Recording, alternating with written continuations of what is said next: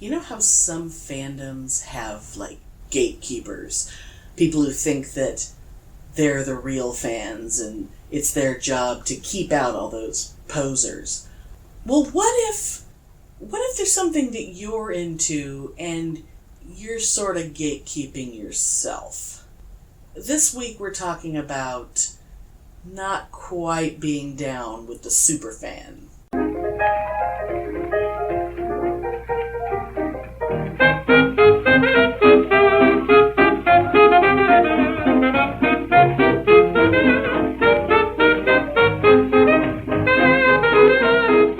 Welcome to Pitney and Amelia's Bitchin' Boutique! We may be awful, But we're right!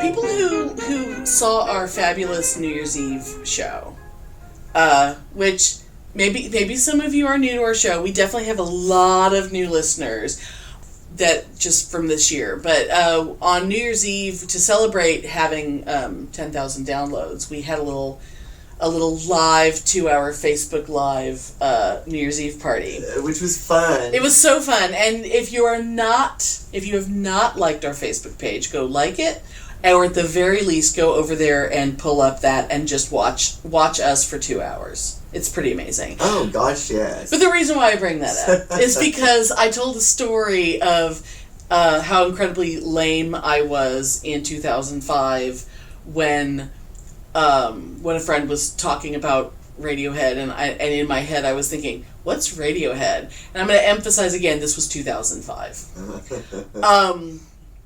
And so I came to Radiohead very, very late.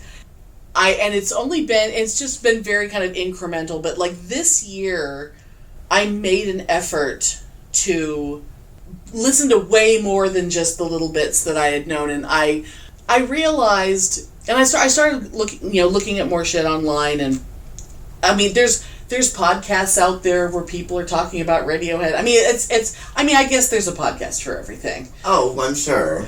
But I realized something very important about Radiohead and about my liking Radiohead. I don't think I can, in good conscience, call myself a fan of Radiohead. Because apparently, a real fan of Radiohead would hate all the songs that I like and would like the songs that I hate. Oh, well, of course. Because of course. I understand. Okay, like one thing that kind of that really got my attention earlier this year, because they were inducted into the Rock and Roll Hall of Fame this year. And I was watching that, and David Byrne was doing the introduction thing, and it was actually really, really fabulous. But at one point, he was talking about the song Paranoid Android. And he was saying how, of course it's just, this generation's Bohemian Rapsody and whatever. And I'm like, you mean self-indulgent and extremely long?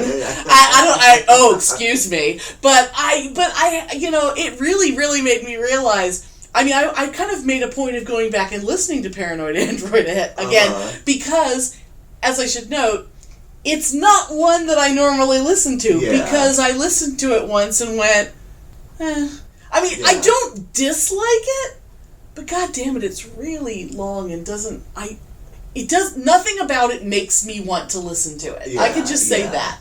There's nothing about it that draws me to it. And I totally, that moment made me realize more than anything that, it's one thing that, look, I think Creep is a great song. I still love it. I'm never going to get sick of it. Yeah. I understand that I missed out on 12 years of that song apparently being played to death. Yeah. And somehow I completely missed it.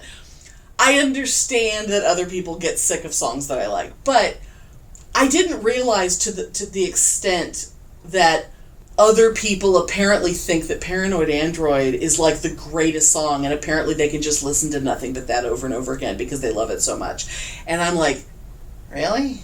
I think I listen to the band for a completely different reason than other people. I think it's because I'm doing everything retroactively. Like, the only music of theirs that I listened to when it came out was the entire In Rainbows album, which I love.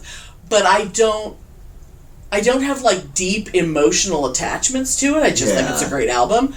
But apparently I'm not intense and artsy enough to be a Radiohead fan.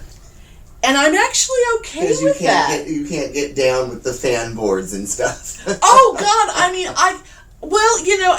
truly. I mean, and it's funny because I do have, as I confessed on our New Year's Eve show, that I have a secret private Pinterest board that's, just pictures of Tom York that make me go, oh.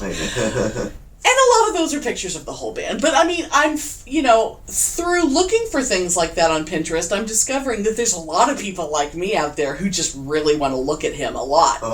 Although, apparently, there's also people out there who really want to look at Johnny Greenwood a lot. And to that I say, really?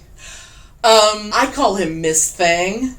Because he's so emo and so art student and so, like, the way he poses in every picture, it's like, oh, stop it. No one's looking at you, Johnny. But apparently some people are, because I'm just like, oh, I don't think so. I mean, there's like the 3 members of Radiohead that I'm like, okay, I like these people.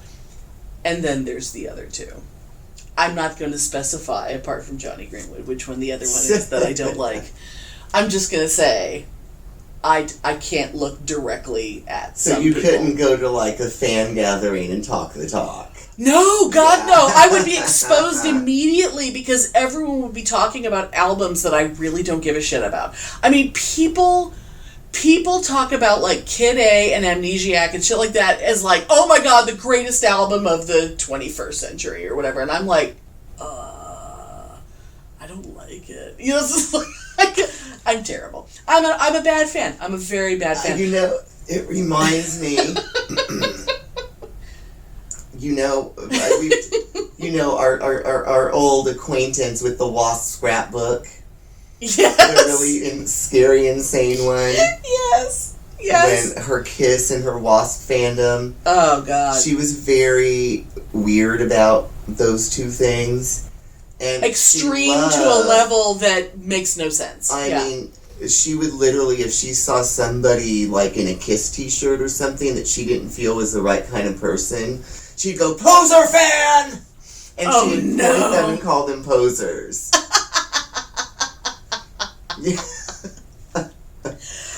And yet, when she first met me, she made me look at her entire Wasp scrapbook. Yep, and von Lichtenstein used to because of her, was really into calling people poser fans. Oh, God. So you would be a poser fan.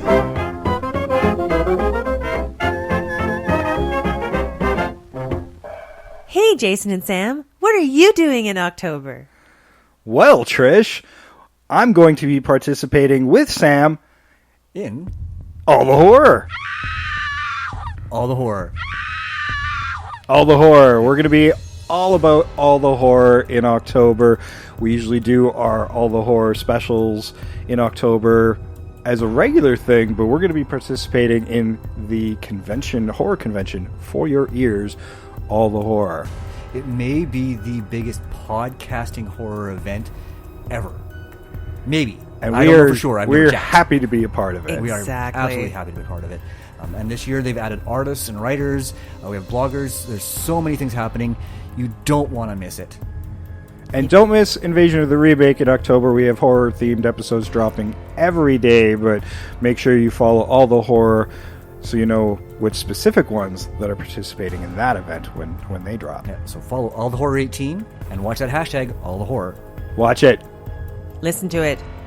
Be it. Or we will blow you up with our phasers. Or we will take out your earballs and eat them.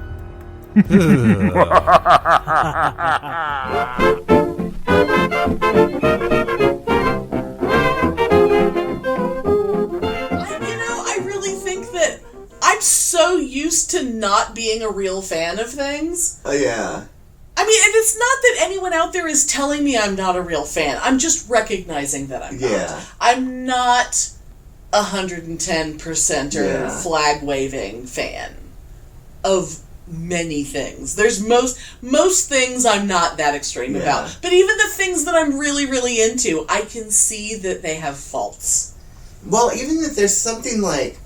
Okay, so I have been a Star Wars fan since the first movie came out. Mm-hmm. And I remember when the Star Wars radio serial first aired in 1980, 81, whenever it was. I guess so, yeah.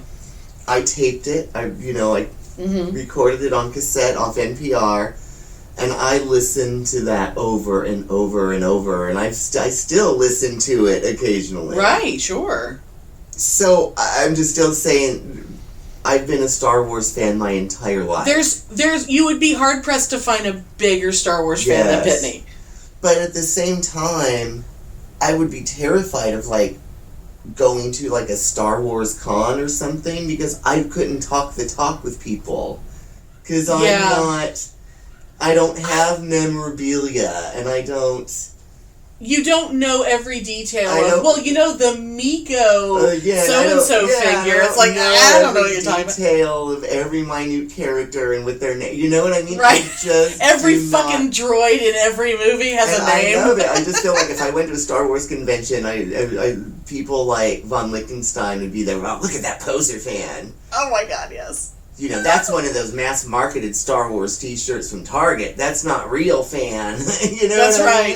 That's right. That's a fake ringer tee. I have a real ringer tee.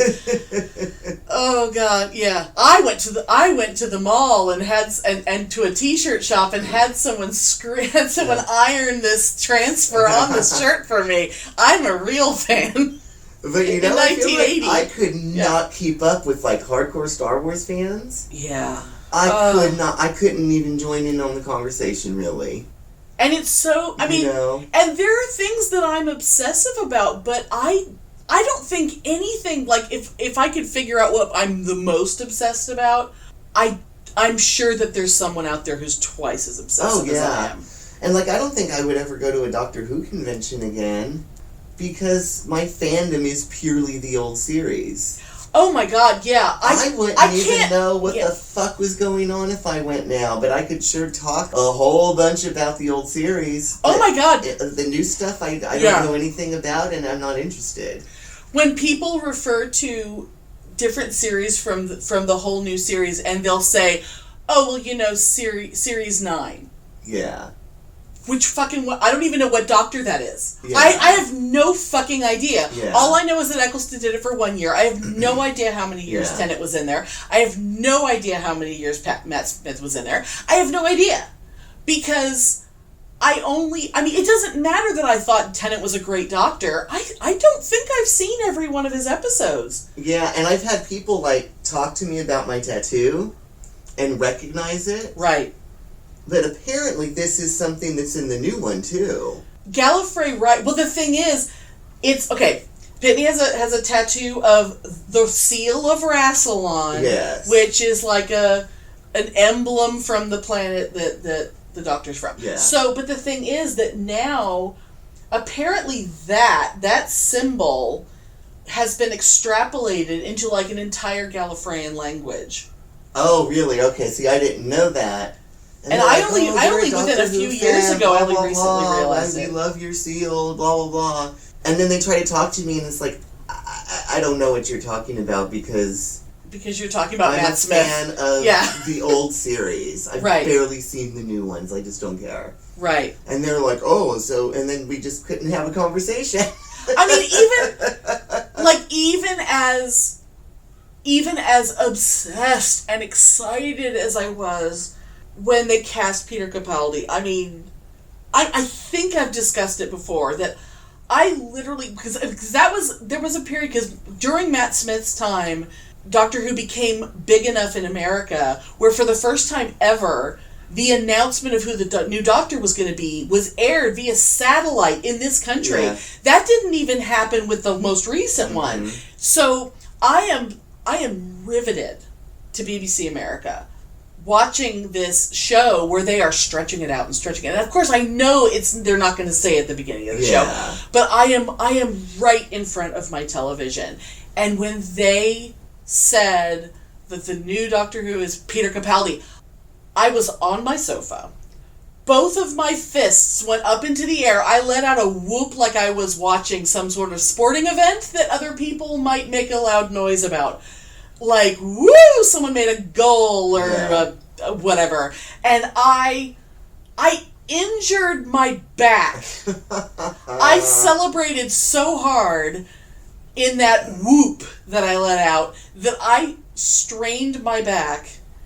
And I was in serious pain and had to sit on a hard wooden chair. I couldn't even sit on a regular sofa because I couldn't relax my back. I had to sit up perfectly straight for weeks because I hurt myself. So that's how much I love Peter Capaldi. That's how excited I was. And yet, as much as I love the show, as much as I love him, there are a lot of episodes of his era of the show that I didn't watch. And it's not his fault. Yeah. But, sometimes a companion is really fucking annoying. And sometimes they won't go away. And I'm sorry, Clara annoyed the fuck out of me. And she annoyed me when she was with Matt Smith. She annoyed me because she was one of those, I don't like it when the companion gets moony-eyed over the Doctor who's 1,000 fucking years old. Like, I don't care what he looks like. You know he's like fucking ancient and an alien and everything else. Just because he has cute hair, you're not his girlfriend. Right. It's kind of like fucking Twilight where like a 14-year-old is getting moony-eyed over like this ancient vampire who looks like a high school student and somehow that's appropriate. God. Like, no, it's not appropriate. So dumb bitch who's moony-eyed and thinks Matt Smith is her boyfriend, and then he turns into an old man, and she doesn't understand. It's like, he was an old man the whole time, you dumb bitch. And now she's like, I don't know who you are, I don't understand. It's like, excuse me, first of all, Peter Capaldi's gorgeous. Okay, he's just gorgeous, but that's not the point. The point is, you're suddenly realizing he ain't your boyfriend. But you're the only person he has in the world right now, and you're being a cunt. And it's like, it's like, oh my God. And people thought she was... The old series, they purposely never had any of that romance shit. And that was one of the reasons why I had a hard time with the new series, was because, especially when they brought David Tennant in, it was like, he's so pretty, they can't not have everyone fall in love with him. That was the beauty of they had none of that romance shit. It's like it didn't matter what the Doctor looked like or how handsome he was, or even like Peter Davison was shockingly young at the time, even though that was nothing compared to where they were going to go. But they wouldn't have even thought of a companion looking at the Doctor like that. Oh, no. Because it's fucking inappropriate. But apparently that's just all it's all about now. But what's interesting is, of course, now that we have a woman Doctor, the guys who are traveling with her aren't going, ooh, check her out. Because apparently that would be creepy, but the reverse isn't creepy. It's like, no, it's fucking creepy. It shouldn't be happening. Even if it happened for like one episode for a minute, it's like you should cut that shit out, and that's not what the show is.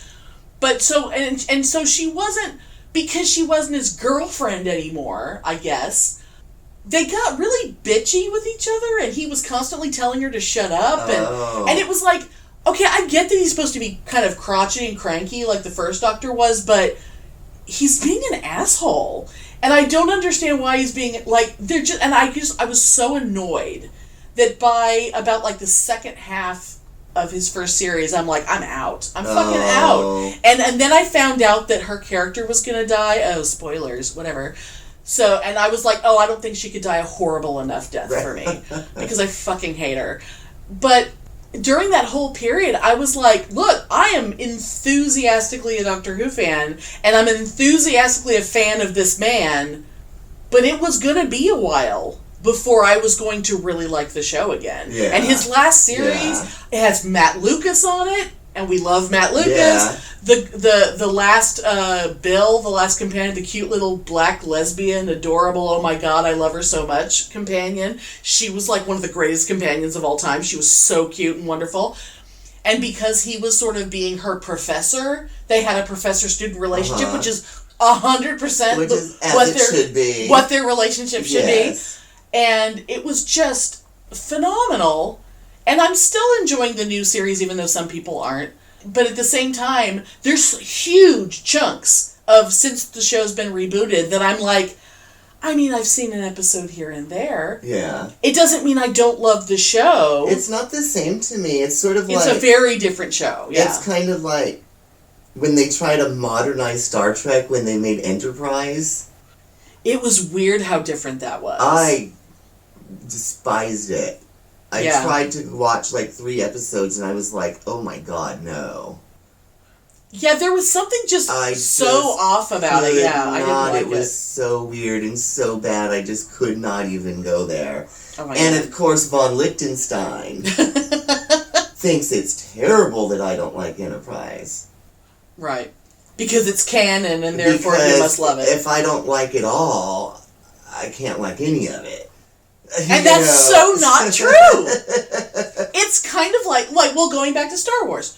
We had a whole episode where we were talking about, I think we called it Scum and Villainy, where we were talking about Star Wars, and we were talking about the things in the Star Wars universe that make no goddamn sense. Like, why is every planet a goddamn desert, and everyone lives in a fucking hut, but they can all pilot a spaceship? Right. Like, I'm sorry! That's kind of dumb! It's like, I think, how do you have fucking droids in a sandy environment? Yeah, exactly. How is that normal? Like, I don't, there's 2 planets in the entire Star Wars universe that aren't deserts? Yeah.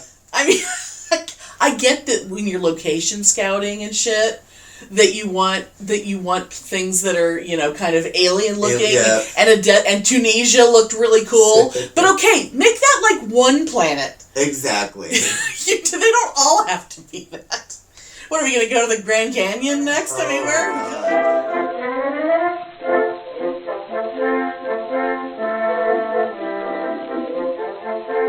there's so many things. Because you and I both, there are things that we are huge fans of, but that doesn't mean we can't criticize them, and that makes us bad fans. I guess. I mean, we could go on and on forever about Kiss, but Yeah. I mean, there are songs that supposedly the fans want to hear, and we're like, no. Right. I don't need to hear fucking Deuce again. I don't Oh need to my- hear Black nobody Diamond needs again. to hear Deuce. I mean, pretty much if it was on like their first 3 albums, I probably don't need to hear it. Yeah, me too. I totally agree.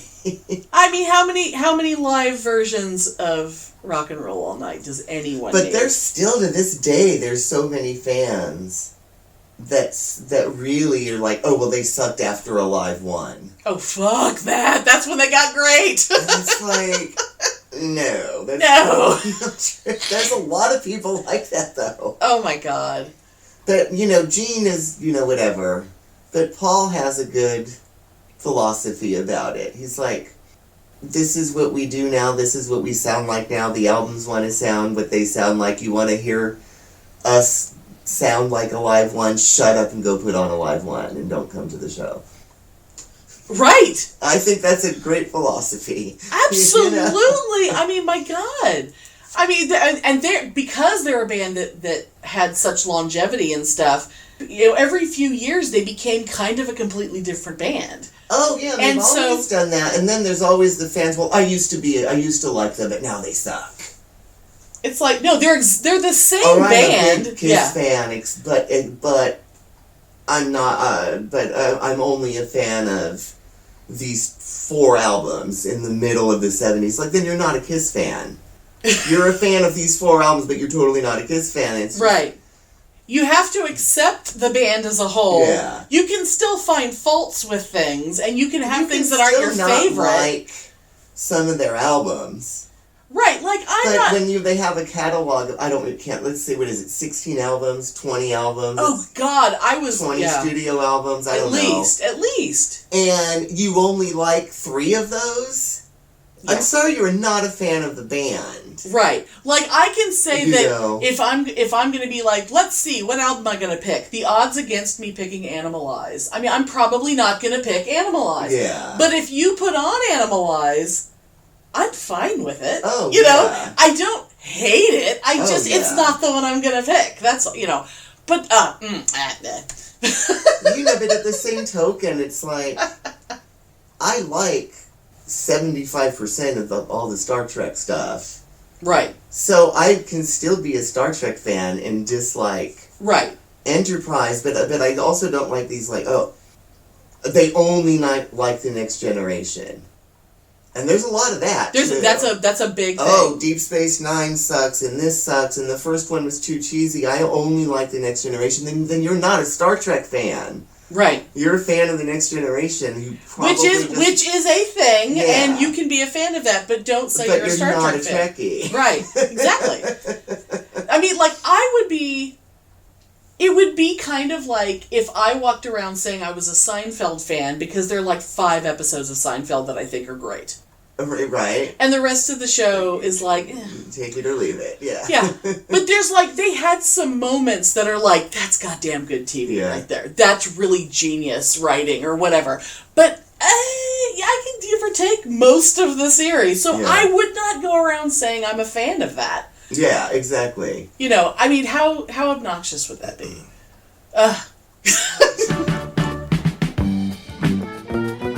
The year of the vagina! Did you know that, like your guts, the vagina is a microbiome that keeps you healthy? I mean, there's bacteria in it, and you definitely know that douching is bad because we need our bacteria and you're not dirty in there anyway, so calm down, Karen. But here's some cool info about your vaginal flora. Some of you may have heard that there's lactobacillus in your vagina, so you started putting yogurt in there. Stop doing that. First of all, as we've discussed before, stop shoving food into your hole. And secondly, it ain't the same kind of lactobacillus. Kind of like how a lion isn't a jaguar, but they're both panthers. Anyway, we don't all have lactobacillus, but those of us who do have an advantage against bacterial invaders like chlamydia by lowering the pH to a level that foreign critters don't like. It also can keep you from getting bacterial vaginosis, which is something a lot of women have and never get treated because they're embarrassed to tell their doctor that their cooch itches. Remember, we're talking about the old lady garden in every episode this year, so y'all can stop feeling so shy about your bits. Pretend you're a dude who wants everyone to see his dick. Only don't actually send photos to people because gross. So what's the deal? Why do some of us have lactobacillus and others don't? Several reasons. First, if you were born vaginally, you were actually exposed to your mother's flora, and that has an effect on what you've got. Cool, right? And if you've used a hormonal form of birth control, that has an effect. Estrogen-based ones tend to encourage more lactobacillus, while progesterone-based ones don't.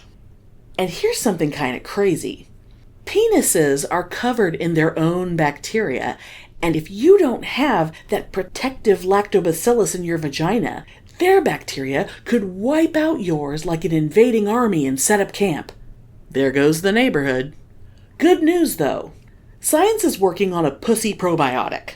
There are already some on the market that might increase your lactobacillus levels, but nothing's been proven yet. In the meantime, be nice to your nana and keep her happy. And put down that douche, Karen! I swear to God!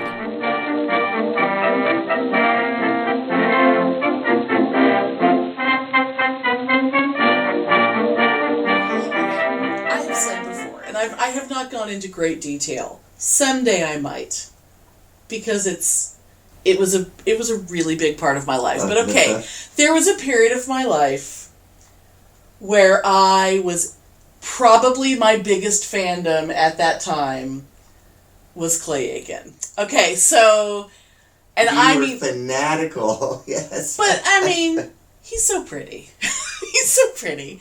Pretty boys who sing. I mean, I can't resist that.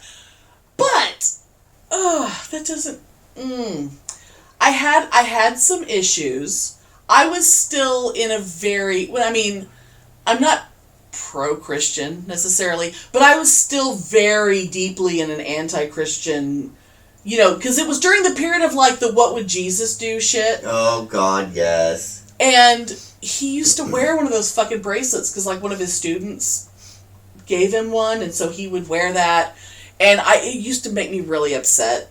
And he would perform like Christian pop shit, like one song in the middle of a concert or whatever, and I really didn't like that. But I would put up with that because of the big picture. But at the same time, he would do Christmas tours, and I wouldn't participate in the Christmas shit because even though I like other people's Christmas shit, coming from him, it didn't work for me because I knew he meant it. If that right? I knew he was more serious about it, and it wasn't just fun and whatever. And but there were people, and I mean I was the level of fan where I was part of a group of women that ran a very popular and quite well-respected fan site. Yeah, I remember. I'm not going to say one that he liked. I will just say that because once he found out about us, that was part of how we became popular. Was he kept talking about us, and that was kind of amazing. I may have written some fan fiction. I did a lot. There was a lot of creativity during that period, which was part of why it just became such a big thing because he was like my muse, and all of a sudden I was creating all this shit, and it was amazing, and it was and it was really fun, and following him on tour and meeting people all over the place was great, but I was not like a lot of those other people. I used to think it was like, wow, is it because I actually have a life outside of this and some of these other people don't? Like for example, you call me a claymate, I will fucking murder you.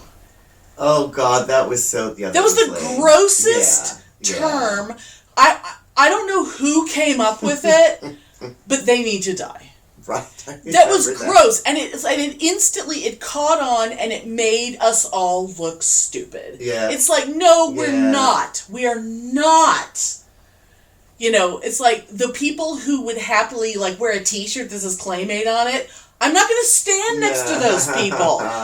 There's just so many things that I was like, oh, no, I'm in it, but I'm not with those people, because those people are weird. And I recognize that I was just as weird, potentially, as they were, but I'm not. Because I'm awesome, and I'm cool, and whatever. And they are pathetic, and gross, and need to shut the fuck up. Seriously, there are people out there, their usernames online, like there are people with Twitter handles that are still some sort of Clay-Aiken-y name. Twitter didn't even fucking exist. YouTube didn't exist back then. Wow, because that is like... if you're still... Now that's a fandom that's gone, You can reminisce about it, watch a video or something, but not, our old site is still out there. And, like when he showed up on Celebrity Apprentice or things like that, one of us, because we're all still, most of us are still in touch with each other, from that site, like one of us would be like, I feel like I should go over there and update the website and just be like, oh, hey, he's on Celebrity Apprentice, right? But it's just little shit like that, but no one's there's dust on that shit. No one has touched that shit. But I guarantee you that there are, like, message board sites where people are still talking about it. Oh, I'm sure. And those people scare me. Yeah. My God. Because because that was such a long time ago, you know. And it's not like he's still doing stuff, but he's not like putting out albums or anything anymore. And honestly, some of those albums that he put out, I think they're fantastic. I'd listen to them now. Sure, why not? But it's like, no, I'm not, no. But it's okay to stop things, you know. It was a very happy part of my life. I met some great people through that, and that's... Although I gotta say, I kind of miss having no life at all outside of fandom. Because it just made everything so simple, you know? But remember how young we were, though. Well, yeah, no, We used to be young, and we used to, like... But I do kind of like miss somehow, that. even when we had like rent to pay and shit, our bills were reasonable. Yeah. Of course, we used to live in places you could afford to live, as opposed to how fucking expensive everything is now. But you could still make a meager living, pay your bills, and still go to cons. Yeah. I mean, if you think about how much, getting a hotel, traveling to a con, getting a hotel room, getting your membership, spending money in the dealer's room, although I was always really good at treating the dealer's room like a museum and not really buying anything. I really, because when you don't have that much to spend, it's like the purpose was getting there. Yeah, and being I would, there. Being there, and I would have a good time. And maybe I'd get one little thing. Yeah. But I was really good at, like, I'm not going to go there and spend, like, $500. But remember back then, the con rate for the hotel room was, what, $55? Well, that's true. And now... But we also, there was a long period of my life where I didn't make more than $5.50 an hour. Yeah. I had a fucking degree, and I couldn't make more than $5.50 an hour. Yeah. The whole reason why I ended up working for the goddamn federal government is because they pay me $7. Yeah. I was like, $7 an hour and I get to sit down? What? Sign me up! I get to sit down, I don't have to talk to anyone, and you'll pay me? And eventually I'll have insurance? What? Yeah. Yeah. Because I worked my ass off for like $5. I know you did. God damn it. But, somehow, being broke... Being broke and having lots of roommates because you're broke, and somehow we still managed to spend an enormous amount of money making really cool Kiss costumes. Yeah. I still and have never going to cons and wearing the hell out of our Kiss costumes because we spent 3 months and I never went back and added up how much money. Yeah. Oh God, it was a lot. It was a lot. I learned how to dye leather. Yeah. I learned. But it was fun, just being, our lives were just Kiss fandom for a while. God. And my life was Star Trek fandom for a while. I kind of miss the simplicity of it. Oh my God, I know. Have you heard about Podcoin? It's this cool new app available on iPhone and Android, and it actually pays you for what you're doing already, listening to podcasts. Here's how it works. You download the app and register using our special sign-up code, BitchinPod, and that starts you off with 300 Podcoins. Then every time you listen, you earn more. Listen to our latest episode, boom, coins! Get a friend to sign up, boom, more coins! The app is totally free and they pay you. So you get all these coins, now what? You cash them in. Earn gift cards from Amazon, Target, or, oh my God, Starbucks. And if you're feeling charitable, with a click, you can donate to AIDS charities, literacy campaigns, feeding rescued doggies. It's up to you. It's your money. Download, register, listen, and cha-ching! All the cool kids are using the Podcoin app. You should too. And then, well, God, forget about the anime years. Good Lord. I know. Jeez Louise. But I guess it's good that we've moved on. Well, it does. You It does know. help that anime fandom tends to center around 16-year-olds, Yeah. and we were kind of old when we started. We were kind of old when we started in The anime Akon, fandom. when it was small and cool, Yeah, it really was all ages. true. It wasn't like it was now. Because early on because a lot of anime people were people who came from the Ranma generation, Yeah. and the Akira generation and shit. Like so, Verity Noslin. and Mr. Diskette. he was old. He was older than us. It's hard. He's one of those people. It's hard to say how old, but he was older than us. Betty Boop was definitely older than us. Betty Boop. Where is he now? Mm-mm-mm. Anyway. Oh God. But I think my identity is a bad fan. I think I've always been a bad fan. I think it's only just recently occurring to me. Really? No, but just that even the things that I love the most, I can't go 100% on anything. I just can't. I think I'm too practical. But the thing is, something can be imperfect and I still totally love it. And totally. that is the point. And the people who will watch the first season of a TV show and say it's the greatest TV show ever, and then episode 1 of season 2, they're like, well, they ruined it. Oh, Never God. gonna watch it again. Oh, that drives me crazy when they won't even give it a chance. Yeah, it's like, but I You thought know. you liked it. It's still the same show. Nope, totally wrong. People who watch Walking Dead, and there might be an episode where there's not a whole lot of zombie killing, and, characters are just talking to each other. It's like, Yeah. oh, you mean like character development? You mean like plots advancing and people actually being like real people and talking like they do? It's like, so you can't handle characters having conversations for an episode? I will admit, though, Xena, as much as I still consider myself a Xena fan, Oh, yeah. that whole period toward the end, whatever season that was, with all the Eli Christian crap when they were hanging out with the Jesus figure. Except they were in India at the time. Yeah. It was Jesus-ish, but he wasn't. But it was all took place in India, so it was very strange. But it was blatantly Jesus. Oh, I don't know. I mean, I guess maybe. And that really turned me off. Well, that stuff didn't bother me anywhere near as much as the finale of the series, which I like to pretend didn't happen. Because the finale... Yeah. I enjoyed it.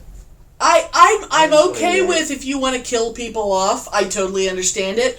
But does someone have to sacrifice... Does a character we love so much, who the entire show is based on, have to sacrifice herself for people that apparently she knew before, but we don't fucking know them, and we don't give a shit about them, but she has to die so they can live? It's like, if we're going to do that, have her go back to China. Have her go back to places that there are characters that we actually know who they are, and we give a shit about them. Don't have her go to Japan. We've never been to Japan before. That's true. I mean, the episode itself would have been fine if it had been set somewhere that we knew and had people that we knew.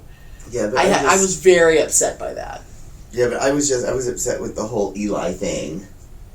Maybe it was because I found him very cute. I Well, really like that actor a lot. At the time, though, I mean, I've softened on this now. Yeah. But at the time, I was so rabidly anti-Christian. Right. That anything even remotely resembling that, I hated. And maybe that's what triggered me not liking that section of the show. Maybe. And one thing that was different with you and me during the Xena years was that I was very active in what there was online. Oh, yeah. Which was Usenet. Yeah. And so every episode, I would spend the week leading to the next episode in deep conversation with people all over the place, dissecting and talking about things. And even if something bothered me, I would be reading other people's perspectives on things. And I think that forced me to even if I had like a gut reaction to something, by the time the next episode came around, I probably had a completely different opinion of it than I had a week ago. I've never been active online like that with anything ever. Yeah. The Xena thing, just the timing, and what was weird was that I was very surprised that I fell into that at all, because I was using, my boyfriend, who's now my husband, I was using his computer, and it wasn't until we moved in together, and so his computer I suddenly had access to a computer, because I didn't have one. Oh my God, I barely had a color television. Yeah, right. I mean, why the hell would I have a computer and an internet connection? Right. Dial up 32K. But I've never been active online with anything. Yeah, I can't. Well, you would go online to look for things, but you wouldn't participate in things. Oh, yeah. I'll go online to look at things. Like the KISS news groups were fun to read, but it wasn't fun to participate in. I've never participated in any of that. Yeah. Yeah, I think you would rather have your discussions in person. Oh, yeah, for sure. For sure. And now, I barely ever I'm online, hardly ever. Right. Other than looking up specific stuff or the weather,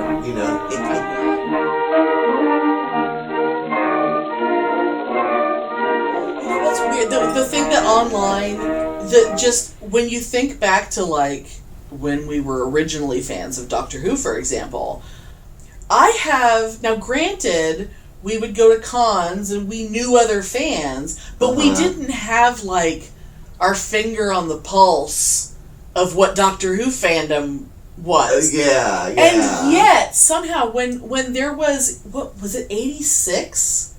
The Doctor Who TV movie? Or maybe it was a little later than that. Oh. Maybe it was 88. I feel it now that I feel like I was in college now. Because it was after the show went on hiatus because Sylvester McCoy. Yeah, I'm totally bullshit. That's total bullshit that I was thinking it was 86 because of course it was later than that. It may have been more like 89 or 90 now that I think about it. I'm thinking 89 or 90. Because Sylvester McCoy's time was over. The show went on hiatus. It was a fucking tragedy. I forgot about because the as cheesy as Doctor Who was, it was the most expensive thing that the BBC ever did, and that money could have created 4 other TV shows. Yeah. That was just true. So they did this, and the weird thing about the TV movie is that it was American. That's right. Which made it very wrong. And I did not like it, and I still don't like it. And I didn't like it either. And I remember believing wholeheartedly that no one did. And yet, years later, there was no way we could have known what other people thought. Except people we personally knew. But I know that I didn't know anyone who liked it. Yeah. But then again, I also didn't know that many people who liked Doctor Who. Yeah. Because it was a thing that this small group of people liked. But then, when, years later, after the reboot and stuff, I was finding online a lot of people who were like, oh, Paul McGann is one of my favorite doctors. Oh my god. And I was like, he was the doctor for 10 seconds. I don't understand. But because in Britain, audio drama is such a huge thing. Oh, and he did a lot of that. He did a lot of that. Right. Yeah. And there was a lot of stuff, there was a lot of content out there that we just didn't know about. And they even made little web-only, little short films so that to kind of fill in the gaps of how... I still would love it if they would come up with something that really did the whole war. Yeah, yeah. Because there's that weird thing where,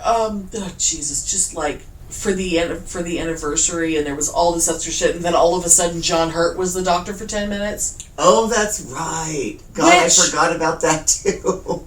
Because it was right in the middle of the time when you weren't watching it. Yeah. But it was the anniversary show, and I was so confused, but I knew that, because I was like, are you telling me Paul McGann didn't regenerate into Chris Eccleston? That doesn't make sense. Why? How was there some other guy in there? Yeah. And then they did these little, and I all they had to do was just hire Paul McGann to play that part, and that would have been so cool. cool. Yeah. If they had tied the two shows together by bringing Paul McGann, I would have fucking loved it. But they didn't. But, so, I don't know, maybe because they had a chance to get John Hurt, and they're like, we have to figure out a way to make this work. I don't know. I can't imagine why that was the plan. But online, they did this series of little short films that sort of explained Paul McGann turned into John Hurt. And what was going on at that moment, and why John Hurt was the war doctor. We've been in touch with that, and then the audio dramas, then... Right, if we had been paying attention all along and we could tie all that shit together, because other people have shit they can tie together. Yeah. We have just a bunch of loose ends. And so it's like,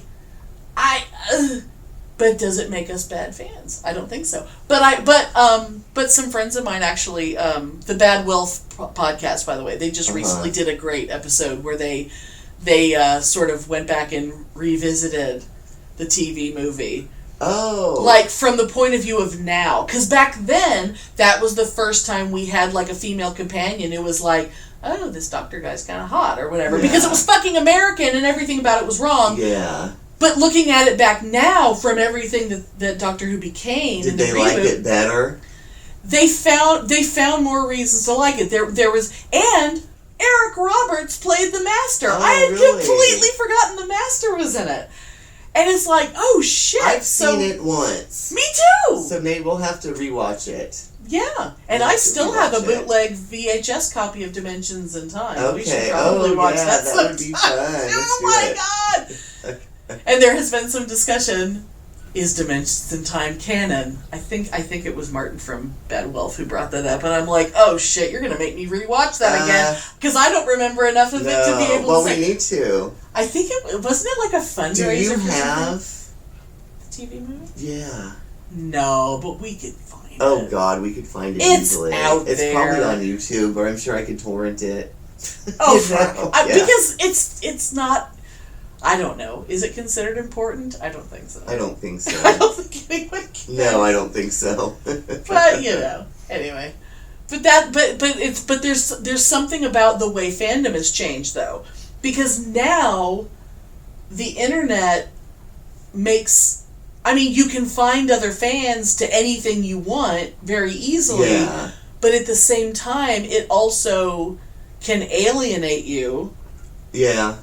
If like for a long time there, I was like, like fucking hating that companion, but apparently the rest of the world thought she was great, and it was like I was like, what am I missing? What is it? Because I wasn't really into the Matt Smith years? Is that why I didn't like her? Like I didn't get to see.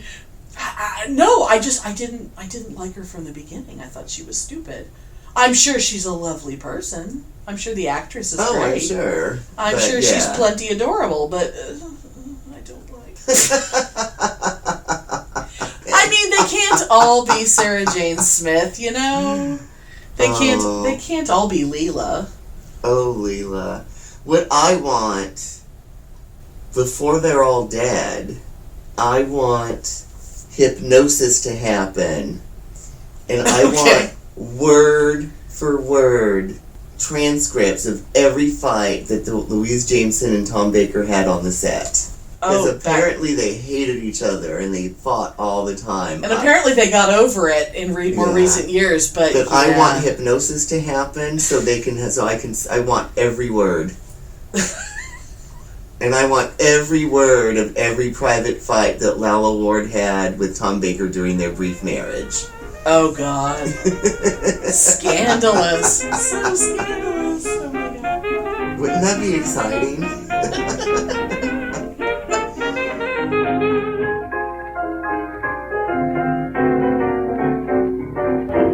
Thanks for listening. If you enjoy our show, please take a moment to rate and review us on Apple Podcasts or Stitcher. If you send us a screenshot of your review, we'll send you a Bitchin' Boutique sticker. Everyone loves stickers! Please subscribe or add us to your favorites wherever you get your podcasts. Subscribers get new episodes first and are also more attractive. Drop us a line anytime at pitneyandamelia@gmail.com. We'd love to hear from you.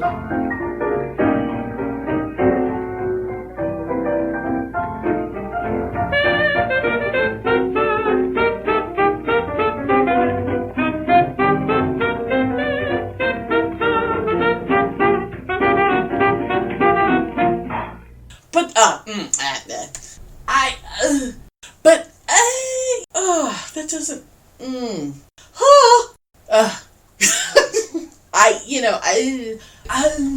No, I'm not. No.